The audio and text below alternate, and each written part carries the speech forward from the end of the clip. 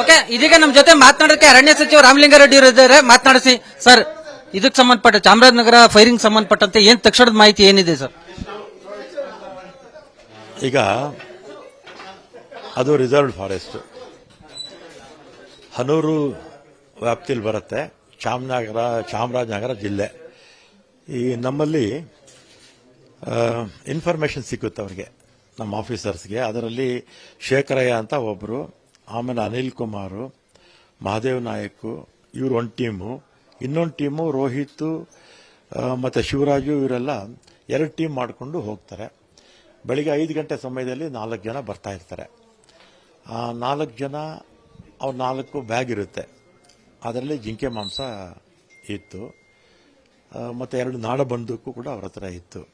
ಆಮೇಲೆ ಅವರು ಯಾರ್ಯಾರು 4 ಜನ ಅಂದರೆ, ಒಂದು ಆಂತೋಣಿ ಸ್ವಾಮಿ, 2ನೇದು ಕುಮಾರು, 3ನೇದು ಜಾನ್ ರೋಸು, 4ನೇದು ಮಹೀಮ್ ದಾಸು. ಈ 4 ಜನ ಬರ್ತಾ ಇರ್ತಾರೆ. ಆಮೇಲೆ ಇವ್ರ ಪ್ರಕಾರ ಅವರು ನಾಡ ಬಂದೂಕಿತ್ತು, ನಮ್ಗೆ ಶೂಟ್ ಮಾಡೋಕ್ಕೇನೋ ಪ್ರಯತ್ನ ಮಾಡಿದ್ರು. ನಾವು ಆತ್ಮ ರಕ್ಷಣೆಗೋಸ್ಕರ ನಾವು ಮಾಡಿದ್ವಿ. ಅಲ್ಲಿ ಇಬ್ಬರು ಸ್ಪಾಟಲ್ಲಿ ತೀರೋದ್ರು, ಒಬ್ಬರು ಗಾಯ ಆಗಿತ್ತು, ಅವ್ರನ್ನ ಹಾಸ್ಪಿಟಲ್ ತೊಗೊಂಡು ಹೋಗಿದ್ದೀವಿ ಅಂತ ಇವ್ರು ಹೇಳ್ತಾ ಇದ್ದಾರೆ. ಆದರೆ ಅವ್ರ ಫ್ಯಾಮಿಲಿ ಮೆಂಬರ್ಸ್ ಎಲ್ಲನೂ ಇಲ್ಲ, ಬೇಕಂತಲೇ ಸಾಯಿಸಿದ್ದಾರೆ ಅಂತ ಹೇಳ್ತಾ ಇದ್ದಾರೆ.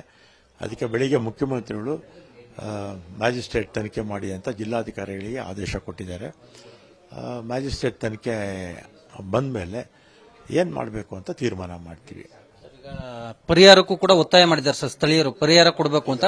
ಮತ್ತೊಂದು ಕಡೆ ನೀವೇ ಖುದ್ದಾಗಲ್ಲಿ ಸ್ಥಳಕ್ಕೆ ಹೋಗ್ಬೇಕು ಅಂತ ಕೂಡ ಪಟ್ಟಿಡಿದ್ದಾರೆ ಸರ್. ಈಗ ಒಂದು ನಮ್ಮ ಪುಟ್ಟರಂಗ ಶೆಟ್ಟರು ಹೋಗ್ತಾರೆ. ಆಮೇಲೆ 2ನೇದೇನೆಂದರೆ, ಯಾವ ಕಾರಣಕ್ಕಾಯಿತು ಅನ್ನೋ ತಿಳ್ಕೋಬೇಕು.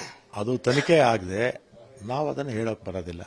ತನಿಖೆ ರಿಪೋರ್ಟ್ ಬರಲಿ, ಆಮೇಲೆ ಮುಖ್ಯಮಂತ್ರಿಗಳ ಹತ್ರ ಮಾತಾಡಿ ಮುಂದಕ್ಕೆ ಏನು ಮಾಡಬೇಕು ಅಂತ ಮಾತಾಡ್ತೀವಿ. ಸರ್, ಈಗ ಏನಾದರೂ ಮುಖ್ಯಮಂತ್ರಿಗಳು ತಮ್ಮ ಜೊತೆ ಏನಾದರೂ ಮಾತನಾಡಿದ್ರೆ ಸರ್, ತನಿಖೆಗೆ ವಹಿಸೋದು ಯಾವ ಹಂತದಲ್ಲಿದೆ ಸರ್? ಮ್ಯಾಜಿಸ್ಟ್ರೇಟ್ ತನಿಖೆ ಮಾಡಿ ಅಂತ ಜಿಲ್ಲಾಧಿಕಾರಿಗಳಿಗೆ ಆದೇಶ ಕೊಟ್ಟಾಗಿದೆ ಮುಖ್ಯಮಂತ್ರಿಗಳು.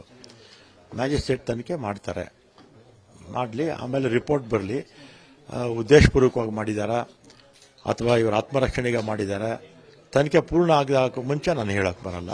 ತನಿಖೆ ಆಗಲಿ, ನಮ್ಮ ಉದ್ದೇಶಪೂರ್ವಕವಾಗಿ ಮಾಡಿದರೆ ಕ್ರಮ ತಗೊಳ್ತೀವಿ. ಅದು ಅಲ್ಲಿವರೆಗೂ